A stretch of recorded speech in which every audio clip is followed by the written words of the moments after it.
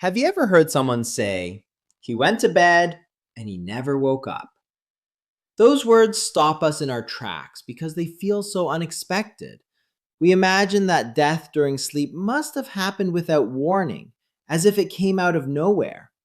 But in many cases, it didn't. The final event may have happened quietly in the middle of the night, but the damage had been building for years, sometimes even decades. That's the part we don't see, and it's the part I want to talk about today.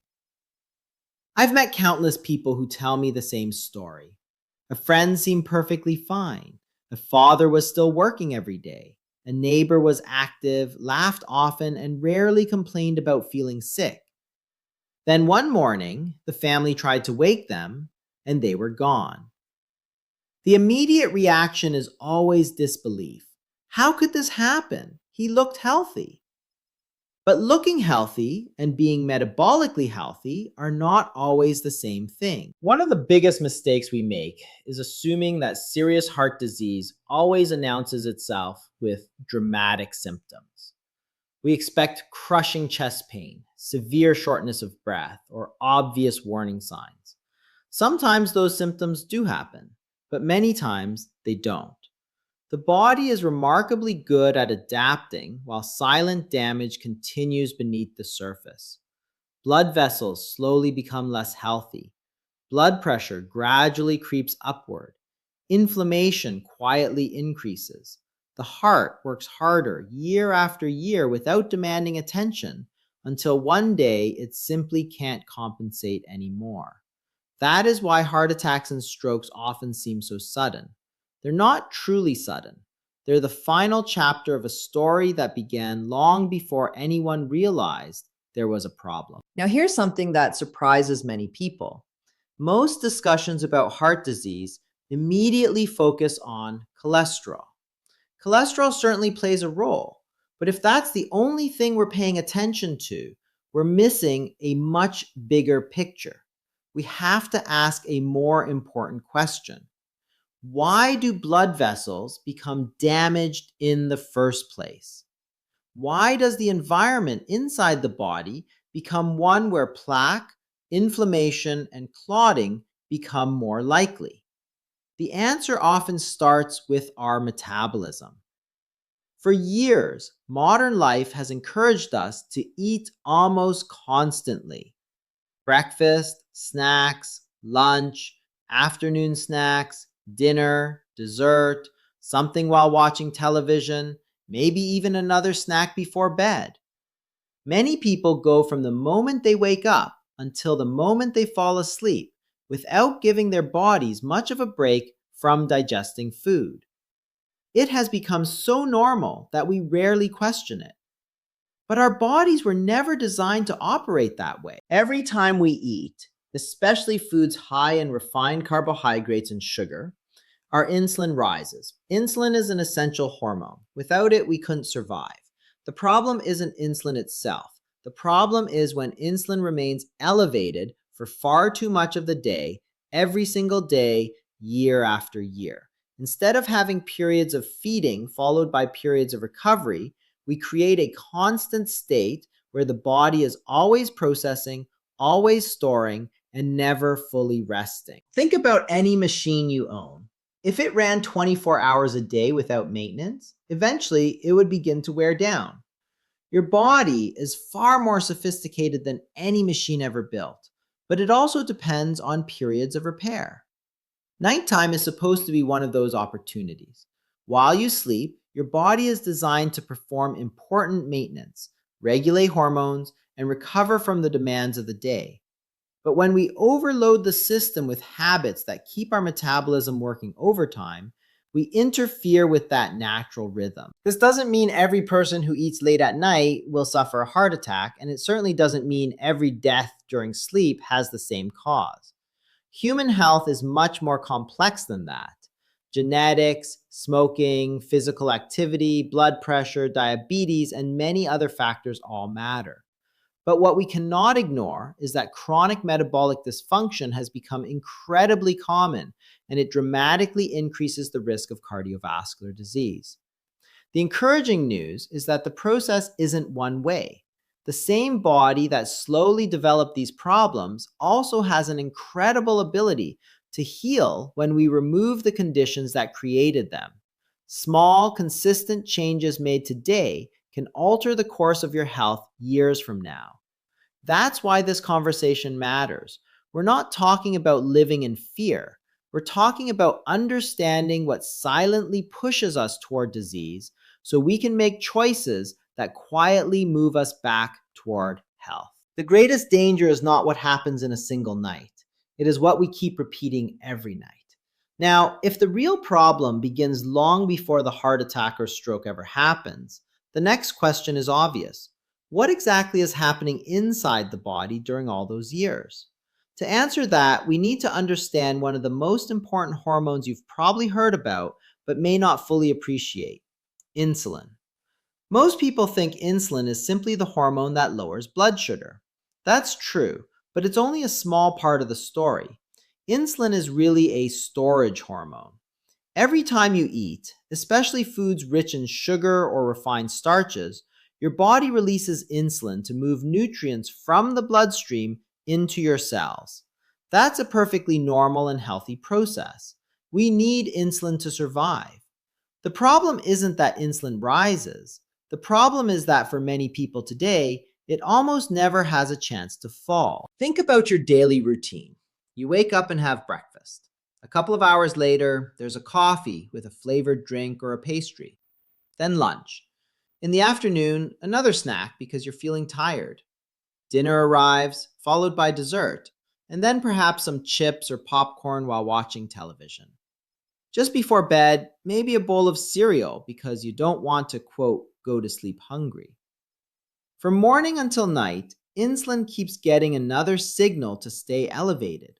The body is constantly being told, more food is coming, keep storing. There's very little opportunity to switch into repair mode. Imagine trying to clean your kitchen while people are constantly cooking new meals. Every time you wipe the counter, another pot appears on the stove. Every time you wash the dishes, someone brings in another stack. Eventually, the kitchen never becomes truly clean because the work never stops. Your metabolism works much the same way. If you're constantly eating, your body never gets the uninterrupted time it needs to complete many of its normal maintenance processes. This is one of the reasons overnight fasting is so important. I'm not talking about anything extreme. I'm simply talking about allowing your body to experience the natural break from eating that humans have had throughout most of history. During those hours without food, insulin begins to decline. The body gradually shifts away from storing energy and begins accessing the energy it has already stored. That's a completely normal biological process. When insulin falls, many beneficial things begin to happen. Stored fat becomes available as fuel. The liver gets an opportunity to reduce excess fat. Blood sugar regulation often improves. The body starts relying less on constant incoming calories and more on its own energy reserves. These are not unusual or dangerous responses. They are exactly how human physiology was designed to work. Unfortunately, modern eating patterns interrupt this cycle almost every day. Another important point is that elevated insulin affects much more than body weight. Many people think insulin only matters if you're trying to lose fat. In reality, insulin influences nearly every major system involved in cardiovascular health. Chronically high insulin encourages the kidneys to retain more sodium, which can contribute to higher blood pressure. It promotes inflammation that gradually damages the lining of blood vessels. It encourages the accumulation of fat in the liver, making the liver less efficient at regulating metabolism. Over time, the cells throughout the body begin responding less effectively to insulin itself, leading to insulin resistance. The pancreas then produces even more insulin to compensate, creating a vicious cycle that becomes harder to break with each passing year. What's remarkable is how quietly this happens. You may feel perfectly normal while these changes are taking place. There is no alarm bell, no flashing warning light. Blood sugar may still appear acceptable. Cholesterol may not seem dramatically elevated. Yet underneath the surface, the metabolic environment is slowly becoming more hostile to your arteries, your heart, and your brain. This is why simply counting calories doesn't tell the whole story. Two people could eat the same number of calories, but if one person constantly stimulates insulin from early morning until late at night, while the other allows periods where insulin naturally declines, their bodies are experiencing very different hormonal environments. Timing matters because hormones matter. One of the greatest gifts you can give your body is time. Time between meals, time overnight without food, time for insulin to come down, and time for normal repair mechanisms to do the work they were designed to do. We often think we need another supplement, another medication, or another complicated health hack. Sometimes what the body needs most is simply the opportunity to function the way nature intended. This doesn't mean everyone should follow the exact same eating schedule. Children, pregnant women, people with certain medical conditions, and individuals taking medications, especially for diabetes, may require different approaches and should always work with their healthcare provider before making significant dietary changes. But the underlying principle remains the same. The body was never designed to digest food every waking hour. When we respect those natural rhythms, we give ourselves the best chance to restore metabolic health instead of slowly eroding it. And once those rhythms are disrupted for long enough, the consequences begin extending far beyond blood sugar alone. They reach the arteries, the circulation, and ultimately the heart and the brain, the very organs we're trying so desperately to protect. The body repairs in the quiet moments between meals. Don't rob it of the time it needs to heal. Now that we've talked about why constantly elevated insulin places the body under stress, it's time to connect the dots. How does a metabolic problem eventually become a heart attack or a stroke? This is where many people become confused because the damage doesn't happen overnight. It's a slow process, almost invisible at first, and that's exactly what makes it so dangerous. Think of your arteries as flexible, healthy highways, carrying oxygen and nutrients to every organ in your body. When you're young and metabolically healthy, those highways are smooth. Blood flows easily, the vessel walls expand and contract normally, and your heart doesn't have to work nearly as hard to push blood where it needs to go. But when insulin remains chronically elevated and insulin resistance develops, the environment inside those arteries begins to change. The delicate inner lining of the blood vessels, called the endothelium, starts to lose its normal function. Instead of remaining smooth and protective, it becomes irritated by ongoing inflammation and metabolic stress. This irritation may seem small at first, but remember, the body is dealing with it every single day. Inflammation is one of those words we hear all the time, but what does it actually mean? In simple terms, inflammation is the body's attempt to respond to injury.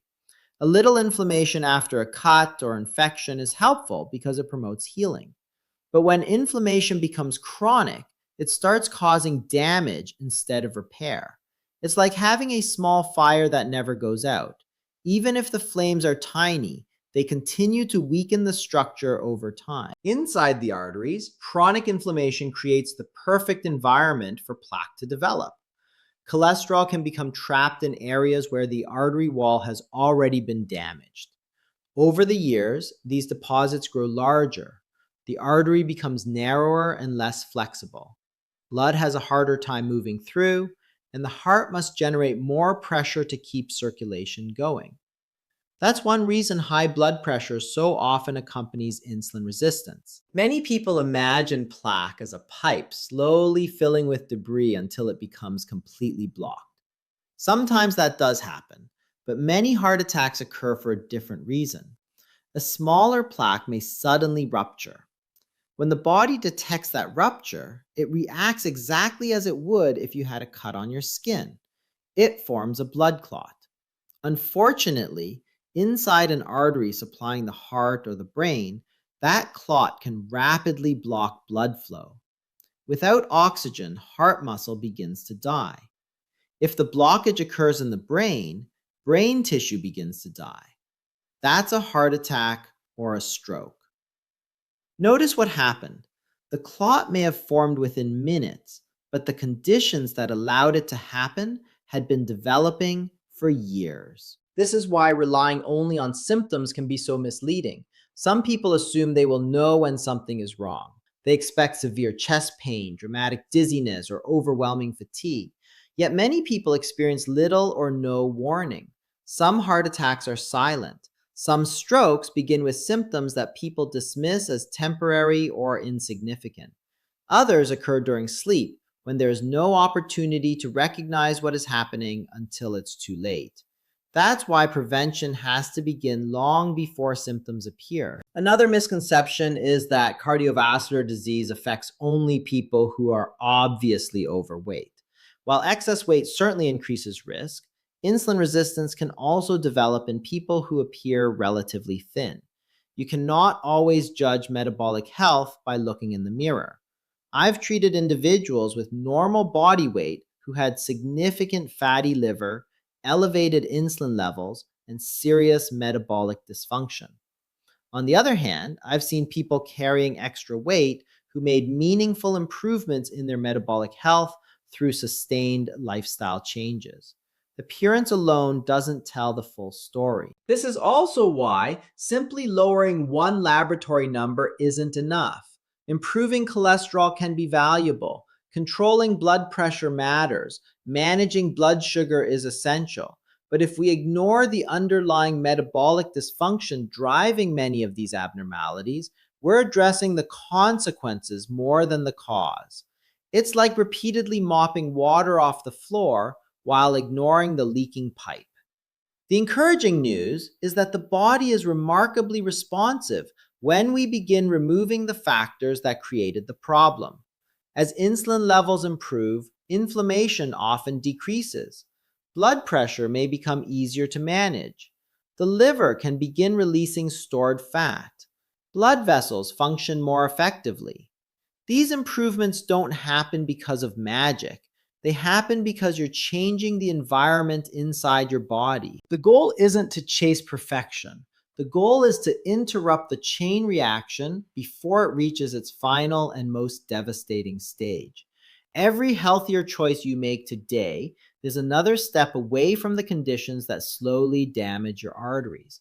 Every day you improve your metabolic health is another day you're investing in the future of your heart and your brain. Remember, heart attacks and strokes don't begin with the clot. They begin with years of silent damage that too often goes unnoticed. The sooner you change the story, the less likely you'll ever reach its final chapter.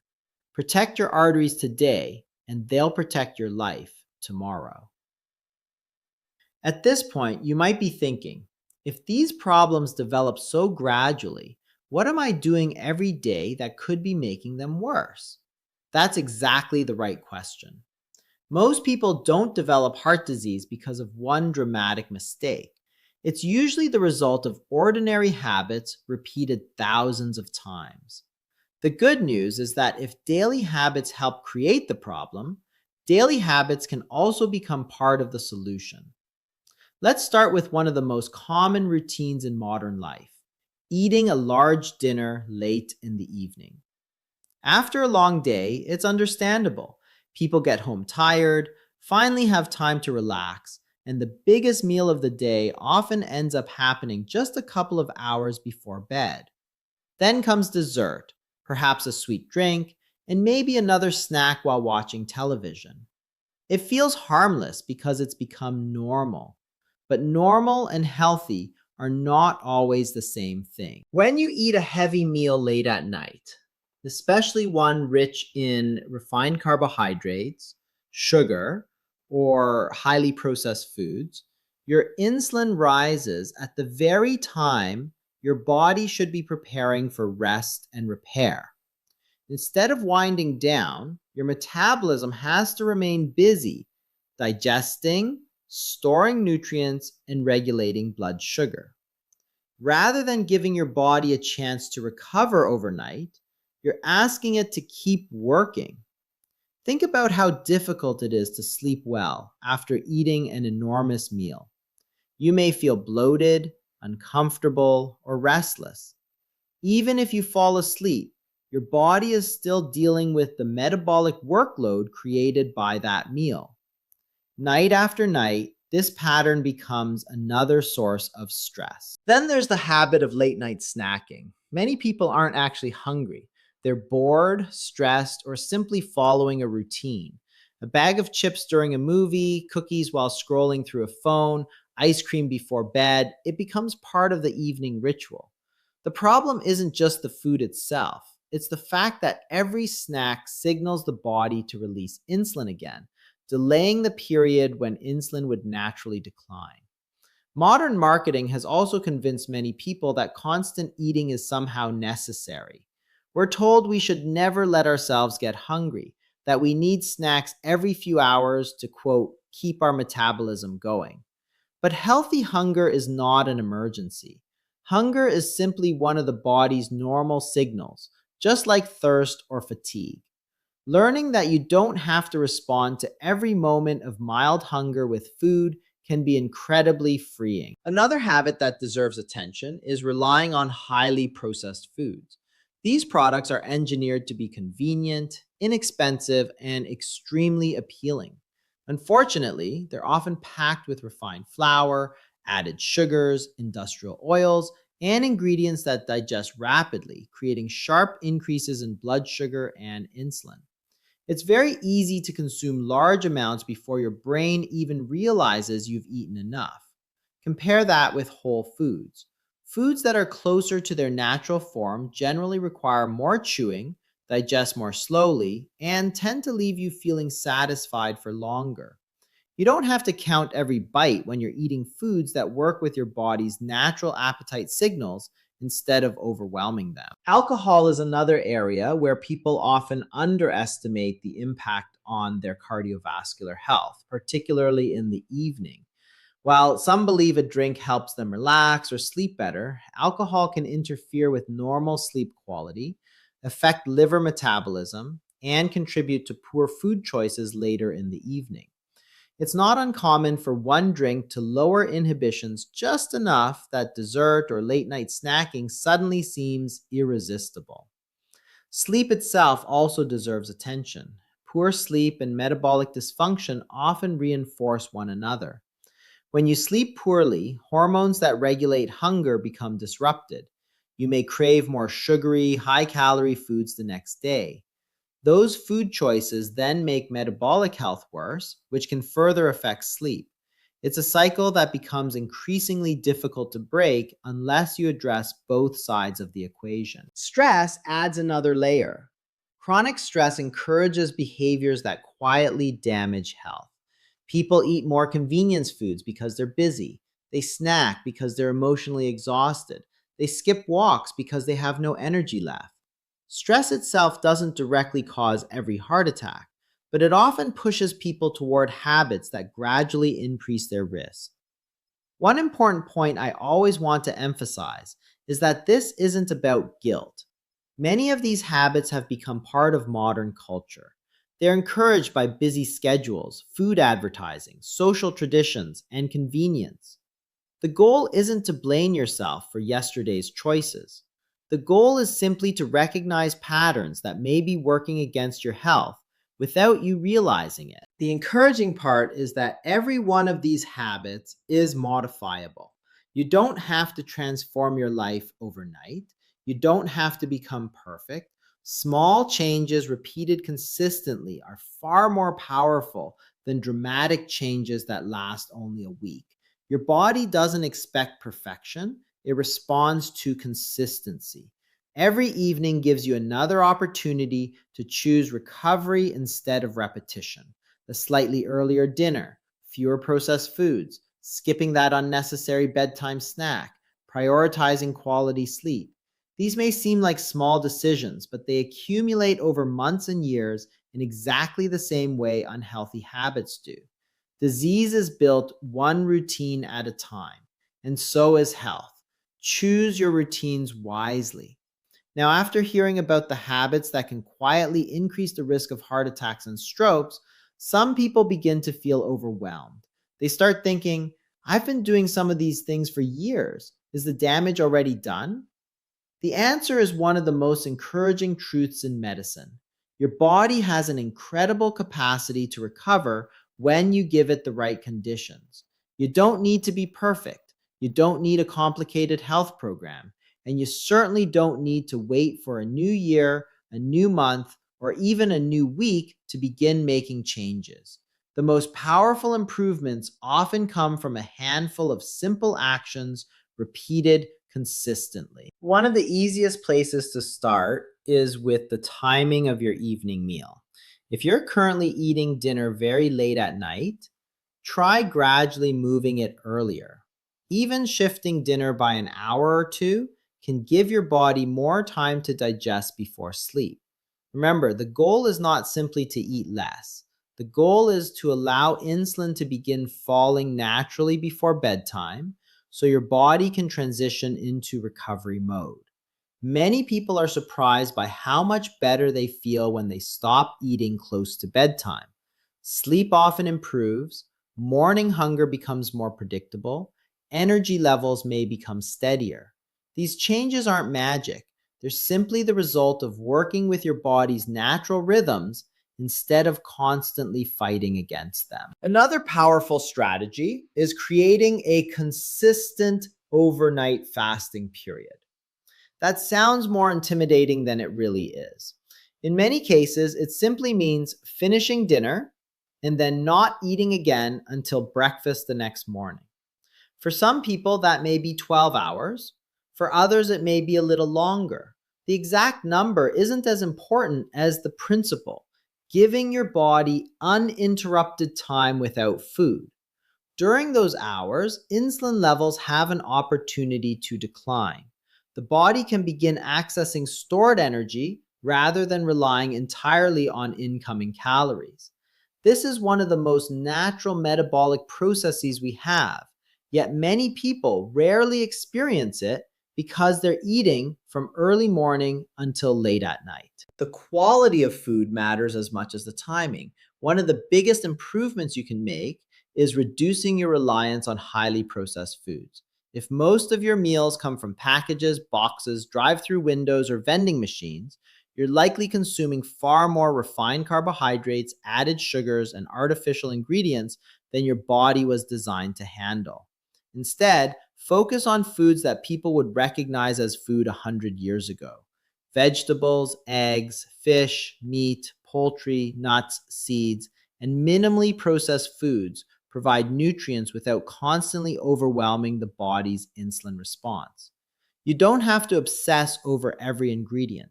Simply moving toward more whole foods and fewer processed foods can make a meaningful difference over time. Reducing added sugar deserves special attention. Sugar is now hidden in countless products, including foods that don't even taste particularly sweet. Sauces, dressings, flavored yogurts, breakfast cereals, and beverages often contain significant amounts. The more sugar we consume, the more difficult it becomes for the body to maintain healthy insulin regulation. Small reductions, maintained consistently, can have surprisingly large benefits. Physical activity is another tool that is often underestimated because it seems too simple. Many people think exercise only matters if they're trying to lose weight. In reality, movement directly improves insulin sensitivity and cardiovascular health. One of the most effective habits is also one of the easiest: a short walk after dinner. You don't need expensive equipment. You don't need a gym membership. You don't need to train like an athlete. Even 10 to 20 minutes of walking after a meal can help the body process glucose more effectively and support healthier metabolic function. Those small walks accumulate over months and years,